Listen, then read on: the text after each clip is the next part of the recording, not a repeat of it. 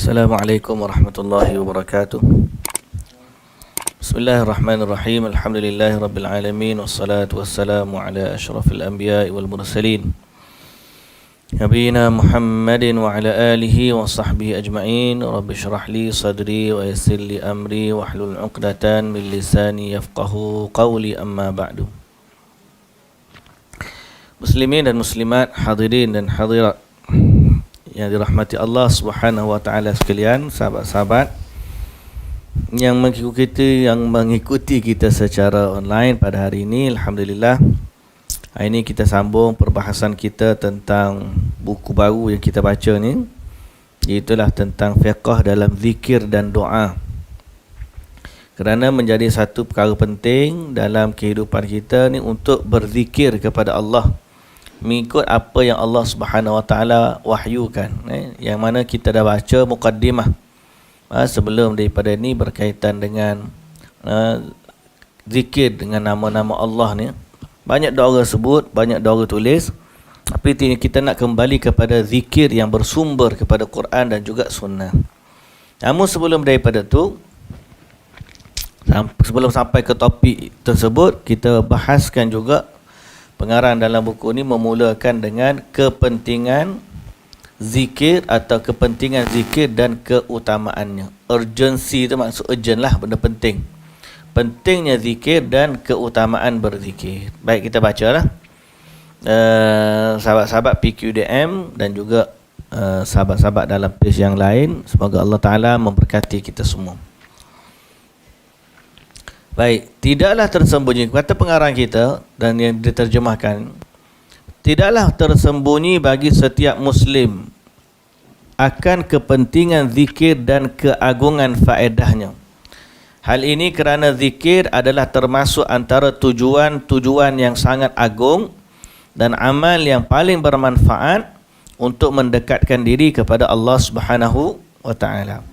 Sungguh Allah Ta'ala telah memerintahkan hal tersebut di sejumlah tempat dalam Al-Quran yang mulia, memberi dorongan kepadanya dan memuji orang-orang yang melakukannya, menyanjung mereka dengan sebaik-baik sanjungan.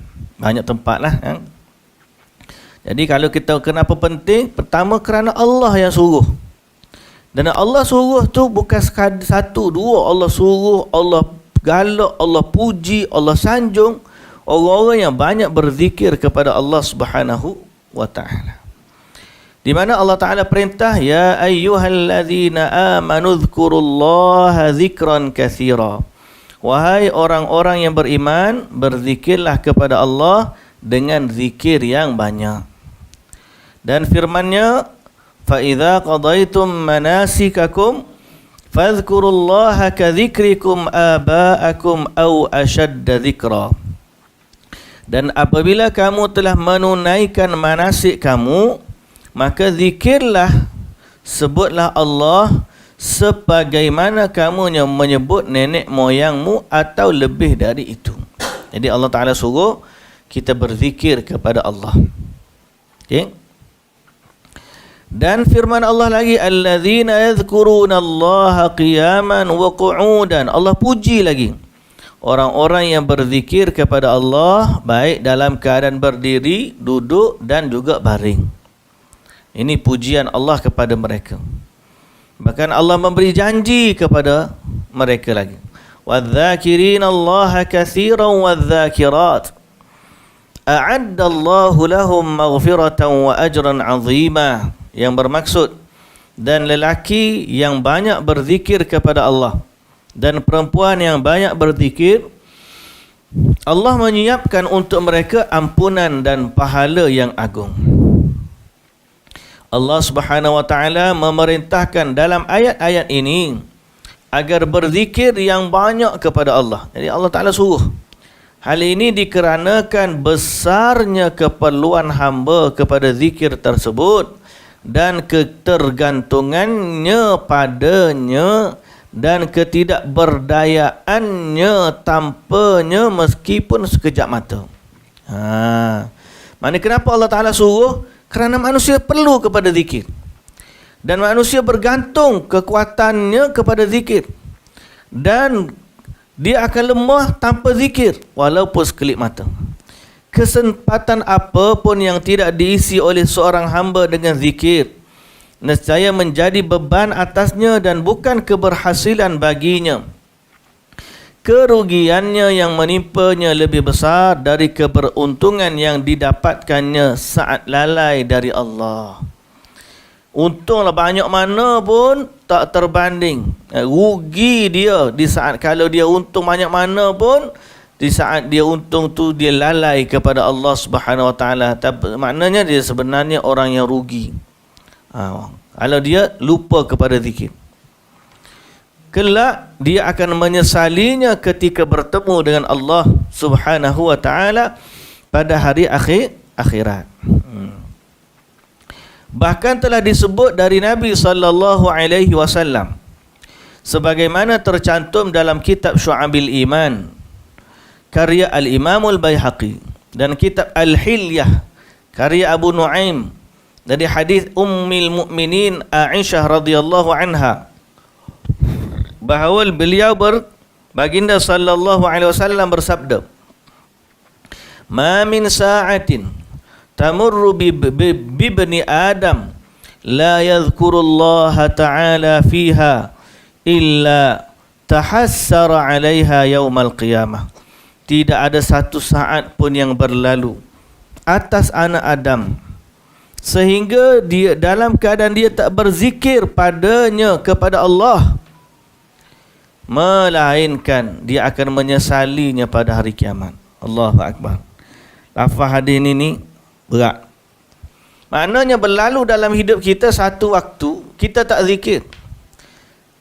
Tidak ada satu waktu dalam hidup kita yang berlalu dalam keadaan kita tidak berzikir, melainkan sampai hari kiamat nanti kita rasa menyesal sungguh-sungguh. Kenapalah aku tak guna masa tu untuk berzikir. Sekadar sebut subhanallah, sebut alhamdulillah, sebut Allahu Akbar, sebut astaghfirullah. Kadang-kadang duduk naik atas motor teringat astaghfirullah ataupun subhanallah, ataupun kita duduk saja dalam bilik duk fikir Allahu Akbar, duk mikir lagu tu. Kadang-kadang baca Quran, kadang-kadang tak baca. Dan banyak waktu kita lah ni habis untuk selain daripada zikir. Tengok telefon banyaknya. Rugi, kita akan menyesal pada hari akhirat kelak. Allahu Akbar. Adapun sunnah penuh dengan hadis-hadis yang menunjukkan keutamaan berzikir, ketinggian darjatnya, keagungan martabatnya dan banyaknya manfaat serta faedahnya, sama ada bagi lelaki maupun perempuan yang banyak berzikir kepada Allah. Kalau sebut tadi ayat-ayat Quran banyak, dalam sunnah penuh dengan hadis-hadis yang menunjukkan apa yang yang menunjukkan kelebihan zikir kepada Allah Subhanahu Wa Taala. Imam At-Tirmizi, Imam Ibn Majah, Imam Al-Hakim dan beliau mengatakan sanadnya sahih serta dipersetujui oleh Al-Imam Al-Zahabi telah meriwayatkan dari Abu Darda radhiyallahu anhu, dia berkata Rasulullah sallallahu alaihi wasallam bersabda, "Ala unabbiukum bi khairi a'malikum wa azkaha 'inda malikikum wa arfa'iha fi darajatikum wa khairil lakum min infaqiz zahabi wal wariq wa khairil lakum min an talqaw aduwakum fatadribu a'naqahum wa yadribu a'naqakum." Qalu bala ya Rasulullah, qala zikrullah. Kata Nabi sallallahu alaihi wasallam, maukah kamu aku tunjukkan kepada kamu sebaik-baik amal kamu, yang paling bersih di sisi raja kamu, yang paling kuat dalam mengangkat darjat kamu. Raja di sini Allah lah. Amalan yang paling baik, paling bersih, paling kuat dalam mengangkat darjat.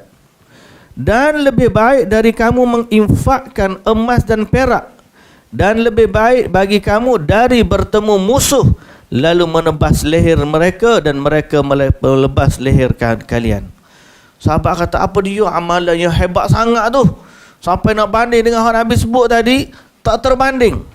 Kata Nabi sallallahu alaihi wasallam, zikrullah, berzikirlah kepada Allah.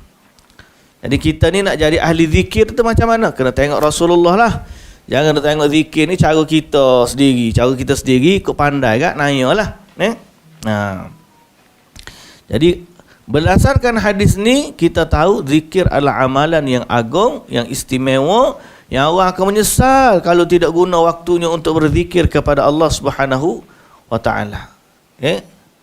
Bahkan lebih besar fadilatnya daripada orang mati syahid.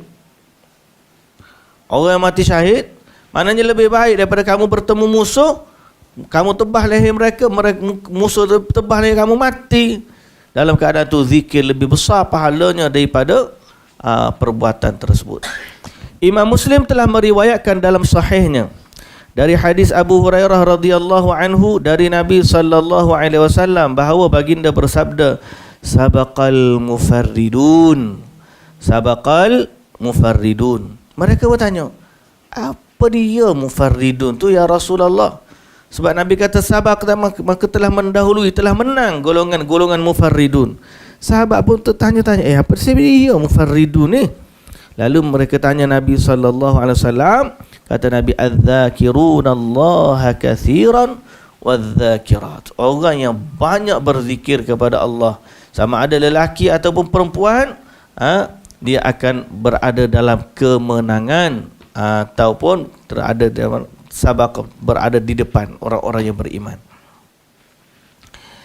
Al-Bukhari meriwayatkan dari Abu Musa Al-Asy'ari radhiyallahu anhu dari Nabi sallallahu alaihi wasallam, baginda bersabda, mathalul ladzi yadhkuru rabbahu wal ladzi la yadhkuru rabbahu mathalul hayy wal mayyit. Perumpamaan orang yang berzikir kepada Tuhannya dan orang yang tidak berzikir adalah seperti orang hidup dan juga mati. Maknanya orang hidup ni jauh beza dengan orang mati. Begitulah juga orang berzikir dengan orang yang tidak berzikir. Kerana zikir tu adalah mengingati Allah Subhanahu wa ta'ala. Okay? Jadi perumpamaan beza antara orang yang berzikir dengan tak berzikir ni sama seperti orang hidup dengan orang mati. Orang zikir ada nyawa, orang mati tak ada nyawa. Roh dia tak ada. Orang berzikir ada roh, ada nyawa, ada jiwa, hidup. Hatinya segar. Orang yang tidak berzikir hatinya mati. Sebab Nabi SAW pesan begitu. Perumpamaan orang yang hidup, orang berzikir dengan tidak, seperti orang yang mati dengan orang yang hidup. Ataupun orang hidup dengan orang yang mati. Hadis-hadis tentang masalah zikir ini sangatlah banyak. Barangkali termasuk perkara yang tepat pada kesempatan ini, dan hadis telah berlalu bagi kita tentang keutamaan zikir. Paling tepat aku ringkaskan apa yang dikatakan oleh para ahli ilmu tentang faedah-faedah zikir kepada Allah yang didapatkan oleh orang-orang yang berzikir dalam kehidupan dunia dan pada hari akhirat nanti. Di antara pernyataan terbaik yang aku lihat tentang pembahasan ini, mengumpulkan masalah-masalah yang berkaitan dengannya dan merekatkan bahagian-bahagiannya yang terpisah, ialah Al-Imam Al-Allamah Ibnul Qayyim. Dia kata dalam benda yang ini terbaik, paling baik sekali kita cantumkan antara ilmu-ilmu yang ada, nak nampakkan keindahan bagaimana syariat ni, bagaimana zikir-zikir ni kena kembali kepada khazanah, iaitulah kitab Ibnul Qayyim Al-Wabilus Sayyib Minal Kalimit Tayyib. Kitab ini telah dicetak berulang kali dan beredar di kalangan ahli ilmu dan para penuntut ilmu. Beliau rahimahullah, Ibnul Qayyim sebut dalam kitabnya, dalam zikir terdapat lebih dari 100 faedah. Dia yang banyak pembacaan, luas pengetahuan dia ni, dia yang kata dalam zikir terdapat lebih dari 100 faedah. Sebab dia kumpul-kumpul. Kemudian beliau memaparkan faedah-faedah zikir sehingga berjumlah lebih daripada 70 faedah.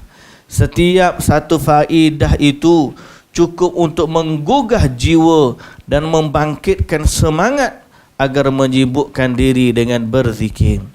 Bagaimana tidak demikian? Sementara telah berkumpul atau terkumpul faedah-faedahnya yang banyak itu dan manfaat-manfaatnya yang melimpah tersebut melebihi apa yang disifatkan oleh orang yang menyifatinya dan atas hitungan dari mereka yang menghitungnya. Hakikat dia lebih daripada apa yang mereka tahu. Kebaikan daripada zikir ni. Muslimin dan muslimat yang dirahmati Allah, sebagaimana Allah Ta'ala kata, fala ta'lamu nafsum ma ukhfiya lahum min qurrati a'yun jazaa'an bima kanu ya'malun. Tidak seorang pun mengetahui berbagai nikmat yang menanti, apa yang indah dipandang sebagai balasan bagi mereka atas apa yang mereka kerjakan. Jadi sebenarnya apa yang ada kita sebut ni sikit je. Kelebihan dia ni banyak lagi yang tak tersebut, yang tak terbayang, tak tergambar. Seperti mana yang Allah Ta'ala kata tadi, ayat yang kita baca, sesuatu jiwa tu dia tak tahu pun apa yang Tuhan nak bagi kat dia. Kerana pemberian Allah itu amat pemurah. Allah Ta'ala maha luas kedermawanannya dan pemberiannya. Maka dia boleh bagi kepada hamba apa yang tidak terbayang oleh pandangan mata manusia. Ini hanya kaedah. Realitinya apa? Yang tak terbayang tu apa? Tak terbayang. Di sebalik pernyataan tak terbayang tu ada nikmat yang sangat-sangat istimewa. Cuma kita tak boleh nak bayang je dia bagaimana. Zikir pun lagu tu lah juga. Faedah zikir ni banyak. Kalau nak sebut satu-satu tak terangkum, tak habis nak baca semua sekali. Kerana betapa banyaknya zikir, fadilat berkaitan dengan zikir. Itu poin dia. Saudaraku sesama muslim, mungkin ada baiknya jika aku menyebutkan di tempat ini satu faedah di antara faedah-faedah zikir yang disebutkan oleh Ibnul Qayyim rahimahullah. Lalu pada pembahasan selanjutnya kita paparkan pula faedah-faedah lainnya insya-Allah, seraya aku mewasiatkan kepadamu untuk mendapatkan kitab tersebut serta meraih manfaat daripadanya. Tanda molek kitab tu saya. Kitab apa? Al-Wabilus Sayyib. Karangan Ibnul Qayyim. Nanti ada masa kita cari terjemahan dia pula. Dalam tu banyak juga faedah-faedah. Sebab kita nak berzikir, banyak kita nak beramal dalam zikir kita, cuma tak terpandu. Kalau jumpa dengan orang yang benar, maka zikir kita jadi benar. Tapi kalau jumpa dengan orang yang salah, inna lillahi wa inna ilaihi rajiun. Jadi kena cari kitab tu. Ada cari orang nak berzikir banyak, tapi kita cari, kita pandu dia dengan panduan-panduan yang benar ni. Dihimpunkan zikir-zikir yang terbaik daripada baginda Nabi sallallahu alaihi wasallam. Sungguh ia benar-benar kitab yang sangat bermanfaat dan banyak faedahnya. Tanda kitab apa saya? Al-Wabilus Sayyib. Al-Wabilus Sayyib. Beliau berkata, di antara faedah zikir ialah dapat mengusir syaitan, menggubungkannya dan mematahkannya. Antara faedah zikir dapat mematahkan syaitan, mengusir syaitan, membungkamnya dan mematahkannya. Allah Subhanahu wa taala sebut, wa may ya'shu an dzikrir rahman nuqayyid lahu syaitanan fahuwa lahu qarin. Barang siapa yang lalai dari berzikir kepada Allah Ar-Rahman, maka kuasakan atasnya syaitan. Kuasakan atasnya, kami kuasakan atasnya syaitan. Dan dia menjadi pendamping baginya. Jadi pendamping syaitan. Allahul Musta'an. Dia siapa lalai daripada zikir, maka syaitanlah pendamping dia. Kalau dia zikir dengan zikir yang salah macam mana? Syaitan maya. Boleh tak dia halau syaitan? Itu masalah dia. Kita kena fikir, bila kita nak zikir dengan lafaz yang Nabi, apakah zikir selain daripada Nabi ada fadilat seperti mana zikir Nabi? Tak ada, tak boleh. Kita tak boleh reka fadilat pada zikir sebab kita tak tahu. Kalau fadilat secara umum kita boleh cakap. Tapi kalau nak sebut fadilat-fadilat zikir secara khusus, kita tak boleh cakap. Kalau kita kata dia tidak bersumber kepada Quran dan Sunnah, kita tak boleh cakap. Jadi apakah dia akan bermanfaat dalam melawan syaitan? Jawapannya tidak. Sebab mana? Sebab dia bukan zikir yang sebenar. Silap-silap dia nak main jampi mentera, nak halau syaitan, syaitan mari duk tenggek di rumah dia. Wal'iyadu billah. Wal'iyadu billah. Tapi kita fahamlah berdasarkan ayat Quran ni, siapa yang banyak zikir dia akan dilindungi dan dijaga oleh Allah Subhanahu wa taala dari gangguan syaitan. Baik, firman Allah Subhanahu wa taala lagi, innal ladzina taqau idza massahum ta'ifun minasyaitan tadhakkaru fa idzahum mubsirun. Sesungguhnya orang-orang yang bertakwa apabila mereka ditimpa was-was dari syaitan, mereka ingat kepada Allah, dan ketika itu mereka juga melihat kesalahan-kesalahannya. Dia ingat kesalahannya.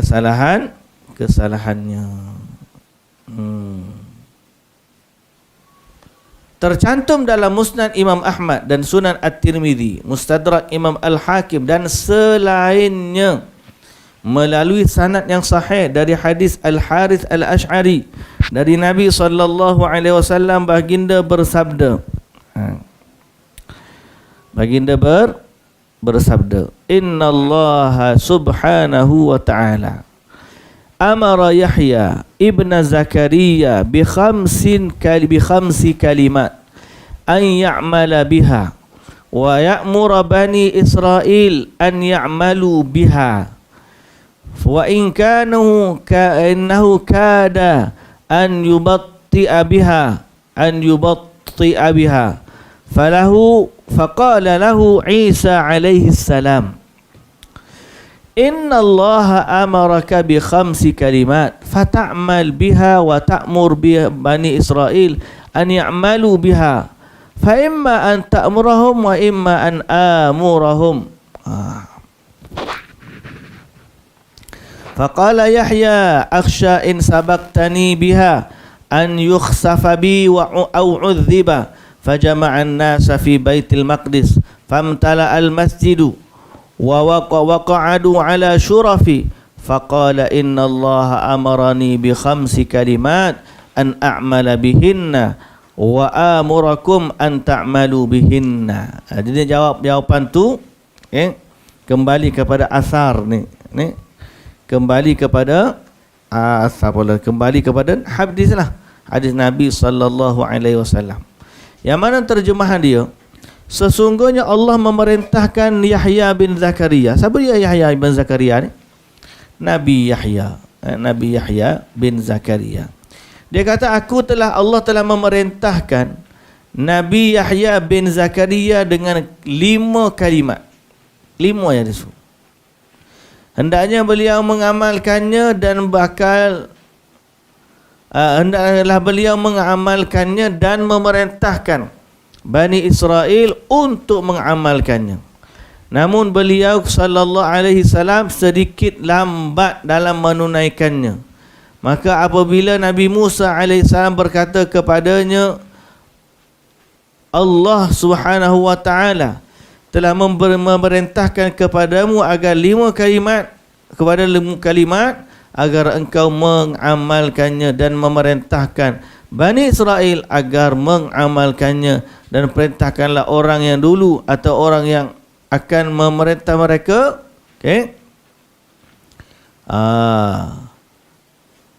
agar mengamalkannya.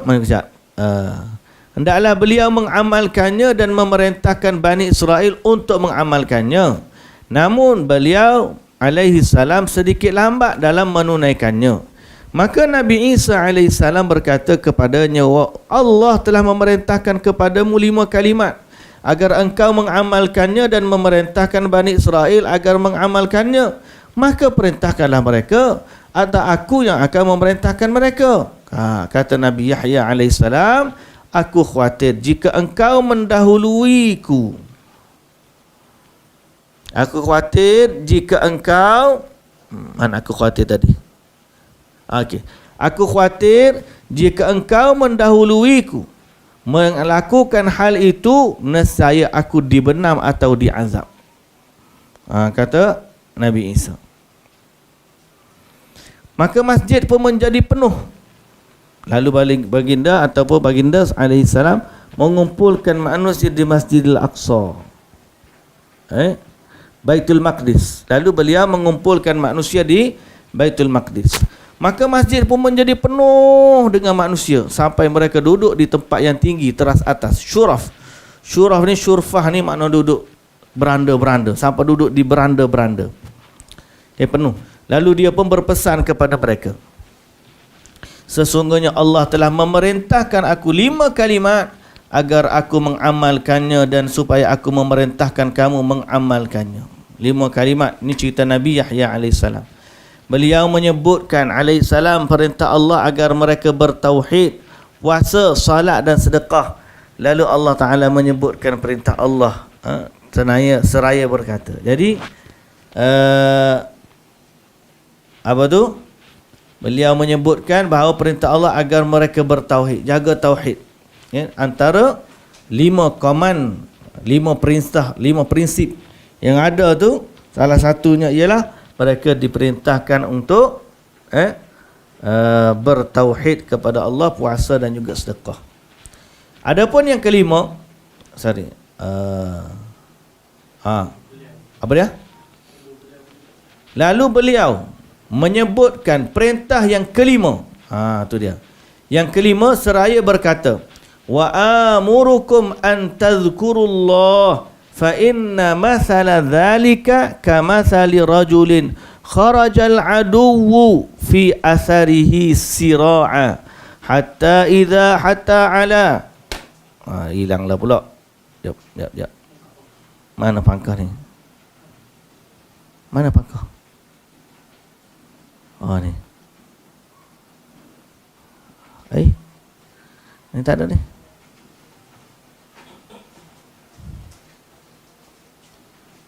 Ni tak ada.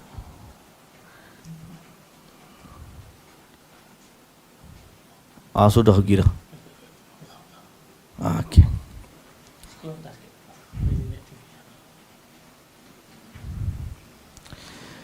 Baik, beliau menyebutkan perintah Allah agar mereka bertauhid, salat, puasa dan sedekah. Sebutlah 5 tu. Kemudian beliau menyebutkan perintah kelima, iaitulah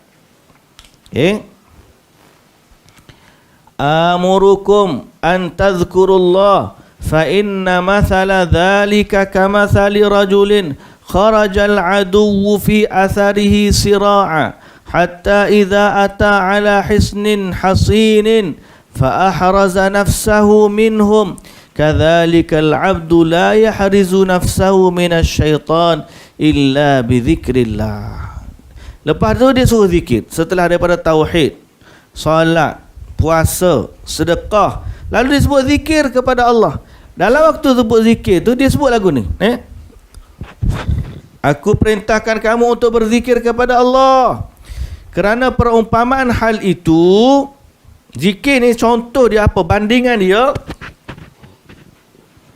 seperti seseorang dikejar musuh dengan cepat, sehingga ketika mencapai satu benteng yang kukuh, dia melindungi dirinya dari benteng itu dari musuh.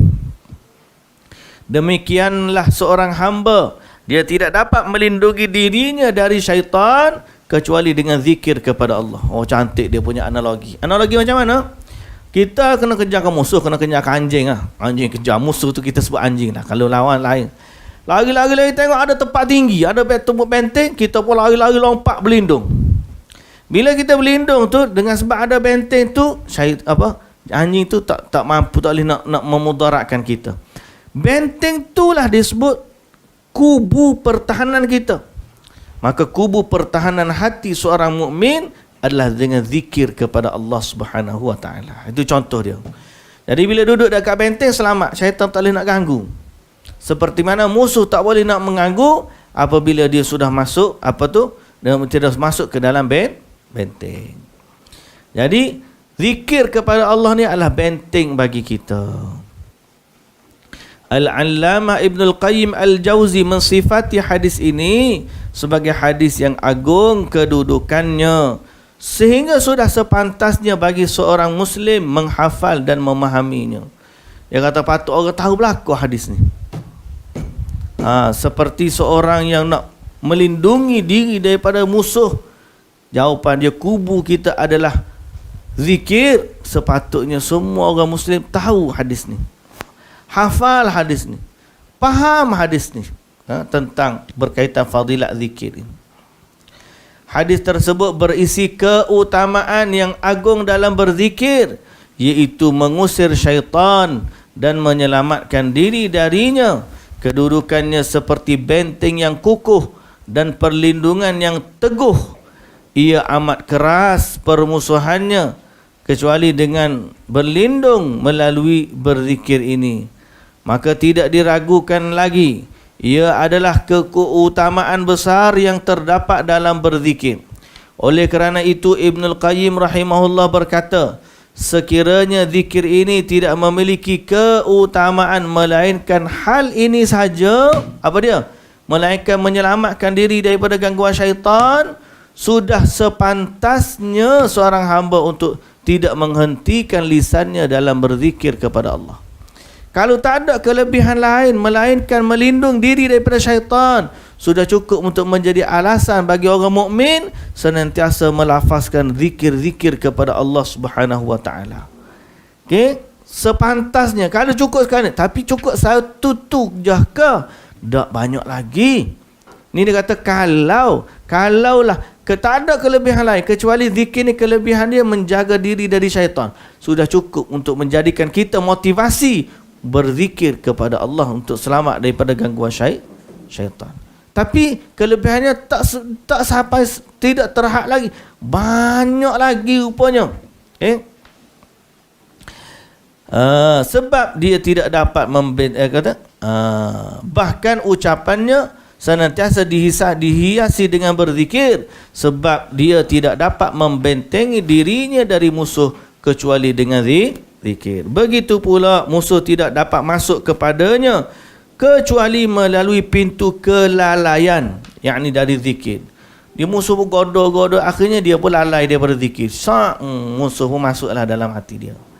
Sungguh syaitan selalu mengintainya. Dia tak tahu kita ni lalai ke tidak, lalai ke tidak. Dia boleh tengok. Dia nampak kita tak nampak dia. Dia tahu. Tapi syaitan ni selalu mengintai. Jika dia lalai, orang yang zikir ni lalai, maka syaitan pun terkam masuk dalam dia. Jika dia berzikir kepada Allah, nescaya musuh Allah itu beruntung. Nescaya musuh Allah itu terurung, mengecil dan terkekang, sehingga sama dengan wasyak dan lalak. Dia kata kecil. Oleh kerana itu maka was-was disebut khannas, iaitu was-was dalam dada. Apabila seseorang zikir pada Allah, nescaya syaitan menjadi khannas, yakni menahan diri dari mengurung dan mengurungkan keinginannya. Ni was-was dia. Syaitan duk bisik, padahal dia adalah satu pernyataan yang menunjukkan kita digalakkan memperbanyakkan zikir kepada Allah Subhanahu wa taala. Ibnu Abbas radhiyallahu anhu berkata, syaitan adalah tajsim, mendekat dan menetap dalam hati anak keturunan Nabi Adam, syaitan. Apabila seseorang lupa dan lalai, maka dia memberikan was-was. Jika dia zikir kepada Allah, syaitan menjadikan dirinya khannas. Itulah orang yang boleh menahan diri dari mengganggu syaitan. Jadi orang yang jika dia berzikir kepada Allah, syaitan menjadi khannas. Syaitan jadi menahan diri dari mengganggu dia. Ini kehebatan zikir. Kita ni kalau nak selamat daripada tu, banyakkanlah berzikir. Banyakkan berzikir kepada Allah Subhanahu wa taala, jangan lalai. Janganlah lalai. Kita mohon kepada Allah untuk melindungi kita dari keburukan syaitan dan sekutunya, bisikannya, tiupannya, hembusannya, godaannya dan semua serbilah. Sungguh dia maha mendengar lagi maha mengabulkan permohonan dan maha dekat. Ini kelebihan bab zikir. Kalau tak ada kelebihan bab ni pun sudah cukup dah. Itulah menyelamatkan kita daripada gangguan syaitan. Ini kadang-kadang kita kena termasuk dalam keadaan orang yang lupa, lalai, ghaflah, leka. Tapi tak tahu nak pergi ke mana. Sebab apa? Sebab tidak berzikir kepada Allah Subhanahu wa taala. Muslimin dan muslimat yang dirahmati Allah, itu penting. Jadi penting. Sebab tu saya kata daripada dulu, orang-orang yang banyak berzikir kepada Allah ni, dia nak selamat daripada gangguan syaitan satu je. Dia kena zikir dengan zikir-zikir yang sempurna, yang baik, seperti mana yang Nabi SAW ajar. Okay? Dia kena banyak berzikir, dan dengan zikir itulah yang maksur syaitan boleh terhalang. Kalau kita zikir dengan zikir yang lain, syaitan tak boleh nak mari, tak boleh nak lari ataupun tidak melarikan diri. Sebab dia bukan yang autentik daripada Nabi. Sebab tu muslimin dan muslimat yang dirahmati Allah, mencari sesuatu yang autentik daripada Nabi ni penting. Kerana semua fadilat-fadilat yang dijanjikan oleh Nabi adalah berdasarkan amalan yang Nabi ajar kepada sahabat. Kita bimbang kalau seorang tu tak ikut jalan Nabi yang Nabi tunjuk kepada sahabat, macam mana dia nak dapat apa yang dijanjikan? Jadi sebab itu kita kembali kepada sunnah Nabi. Zikir-zikir yang benar, zikir-zikir yang sahih. Yang ni sebenarnya yang boleh mengganggu ataupun yang boleh menghalau syaitan. Saya banyak kali sebut, tuan-tuan yang dirahmati Allah, dua analogi. Analogi yang pertama nak menunjukkan zikir ni boleh menyelamatkan kita daripada gangguan syaitan. Seperti contoh makan nasi. Waktu kita nak makan, kita duduk tepi, syaitan mari. Kita baca bismillah, dia tak boleh makan. Kalau tak baca bismillah, dia makan sama-sama. Kita sebut bismillah je, dia pun tak boleh makan. Terhalang daripada mengganggu manusia disebabkan zikir kepada Allah dengan lafaz daripada Nabi sallallahu alaihi wasallam. Jadi kita tahu pertama, fadilat ni berlaku Nabi yang bagi tahu dengan lafaz yang diajar oleh Nabi sallallahu alaihi wasallam. Kalau tiba-tiba dia rekod zikir dia sendiri, apakah fadilat yang dia nak tu akan tercapai? Tak boleh. Jadi sebab itu, walau apa pun muslimin dan muslimat yang dirahmati Allah, kita kena yakin dengan lafaz-lafaz zikir, lafaz-lafaz doa yang diajar oleh baginda Nabi kita Muhammad sallallahu alaihi wasallam. Dan kita tidak terpesong kepada zikir-zikir selain daripada yang diajar oleh baginda Nabi sallallahu alaihi wasallam. Sebab kita takut tidak dapat kelebihan tu. Yang kedua, tidak dapat pahala yang dijanjikan. Sebab sudah menyelisihi apa yang Nabi sebut, sudah menyelisih apa yang Nabi ajar. Syaitan pun tak lari, dia pun tak ada pahala. Bahkan boleh jadi dia terjerumus ke dalam lembah kesesatan bersama-sama dengan iblis yang selama ni dia musuhi. Selama ini dia berlindung dengannya. Sebab tu sekali lagi saya kata, muslimin dan muslimat yang dirahmati Allah, semoga Allah Ta'ala memberikan kebaikan kepada kita, dan semoga Allah Ta'ala menjadikan kita mencintai lafaz-lafaz zikir yang datang daripada Nabi kita Muhammad sallallahu alaihi wasallam. Cintai lafaz zikir yang datang daripada Nabi kita Muhammad sallallahu alaihi wasallam, kerana lafaz itulah yang kita harapkan. Bukan sekadar nak sebut nama Allah. Ada orang dia tak ambil lafaz, dia ambil perintah umum. Nabi suruh zikir. Zikir macam mana? Ikut dia lah nak zikir lagu mana. Kita tak, kita ambil zikir. Nabi suruh ya. Macam mana pula Nabi berzikir? Jadi bila Nabi berzikir, kita guna faedah ni lah. Kalau kita buat lain daripada Nabi, kita bimbang fadilat-fadilat yang dijanjikan tu tak dapat. Syaitan pun tak lari, fadilat pun tak ada. Jadi sebab tu kembali kepada ajaran sunnah ni satu mandatory. Saya sekali salah sebut, dia bukan pilihan, dia adalah satu mandatory. Tak boleh kata saya nak ikut sunnah ni, tak saya ikut sunnah, ikut dia acara zikir. Tak, ikut sunnah ni adalah mandatory. Kita mesti beragama seperti mana apa yang diajar oleh baginda Nabi sallallahu alaihi wasallam. Okey, ada soalan kali ni saya? Kita habis dah ni kali kira ni topik ni. nak masuk bab ni, faedah-faedah zikir ni agak banyak sikit selain daripada keutamaan. Nombor satu tadi disebut tentang menghindari daripada syaitan. Cukup dah tu. Kalau tidak kerana faedah zikir yang lain, cukup dah. Tujuan kita nak selamat daripada gangguan syaitan. Bila dah selamat daripada gangguan syaitan, dia akan kembali kepada fitrah. Bila dah kembali kepada fitrah, okeylah. Sebab itu kepentingan kita, muslimin dan muslimat yang dirahmati Allah Subhanahu Wa Taala, kembali kepada zikir mengikut sunnah baginda sallallahu alaihi wasallam. Semoga Allah Taala jagalah kita semua. Hari ni kita kalau nak baca lagi, kita berhenti awal lah sikit hari ni. Kalau soalan pun tak ada, sebab kalau nak baca yang ni mungkin dia akan bertambah banyak ni. Ala kullin, dalam zikir ni sebenarnya kekuatan iman dan tauhid kita lah. Bukan sekadar jangan zikir di mulut saja. Fahami makna-makna dia. Fahami betul makna-makna dia, kerana kita sedang memuji Allah. Bukan sebut Allah, Allah, Allah, Allah, Allah. Tak, kita sebut ni dengan puji. Alhamdulillah, subhanallah, Allah akbar, la hawla wa la quwwata illa billah. Semuanya dengan bentuk puji, bukan kata sekadar sebut. Ini antara petunjuk daripada baginda Nabi sallallahu alaihi wasallam. Baiklah, muslimin dan muslimat yang dirahmati Allah, faedah yang seterusnya ni kita sambung kemudian. Okey, dalam bab nombor 2 ni, faedah-faedah zikir agar kita ni selamat daripada atau kita mendapat faedah dan menjadi motivasi bagi kita untuk memperbanyakkan zikir kepada Allah Subhanahu wa taala. Wallahu taala alam. Kita tangguh dulu. Subhanakallahumma wa bihamdika, asyhadu an la ilaha illa anta, astaghfiruka wa atubu ilaik. Aqulu qawli hadza wa astaghfirullahal azim li wa lakum. Assalamualaikum warahmatullahi wabarakatuh.